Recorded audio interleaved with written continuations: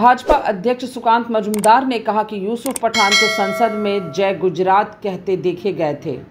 इस पर क्या कहा तृणमूल का, ये बताएं। अरे मुख्यमंत्री प्रोपागेंडा करছে। मुख्यमंत्री तो बांग्ला भाषा যারা বলতে পারে না তাদেরকে এই রাজ্যে এনেছে। এখানকার সাংসদ কি নাম, ইউসুফ পাঠান, বাংলা বলতে পারেন? উনি লোকসভাতে শপথ নেওয়ার পর বলছেন জয় গুজরাট। যে গুজরাটের নাম শুনলে মুখ্যমন্ত্রী রানু মণ্ডল হয়ে যায়, সেই মুখ্যমন্ত্রী সাংসদ তিনি বলছেন জয় গুজরাট। কীর্তি আজাদ বর্ধমানের সাংসদ, বাংলা বলতে পারেন? বাংলা বলতে পারেন না। তো মুখ্যমন্ত্রী সাকেত গোখলে মাননীয় মুখ্যমন্ত্রী রাজ্যসভার সাংসদ, বাংলা বলতে পারেন? পারেন না।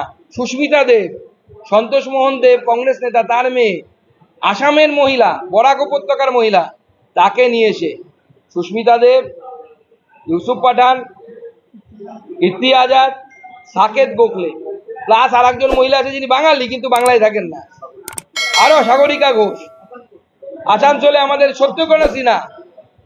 তো এত 5 জন সাংসদ মুখ্যমন্ত্রী আমি আপনাকে হাতে গুনিয়ে দেখালাম লোকসভা রাজ্যসভা মিলে, তারা তো বাঙালি নেতার পেটে লাত মেরেই তো সাংসদ হয়েছে।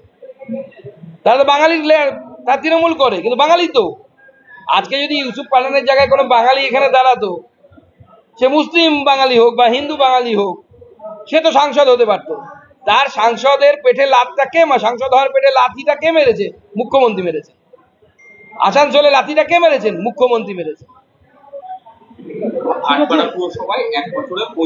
दिन भर की ताज़ा तरीन खबरों और ब्रेकिंग न्यूज़ के लिए बने रहिए स्पष्टता न्यूज़ के साथ। ज़्यादा से ज़्यादा खबरों के लिए बेल बटन दबाकर लाइक, शेयर और सब्सक्राइब करें स्पष्टता न्यूज़।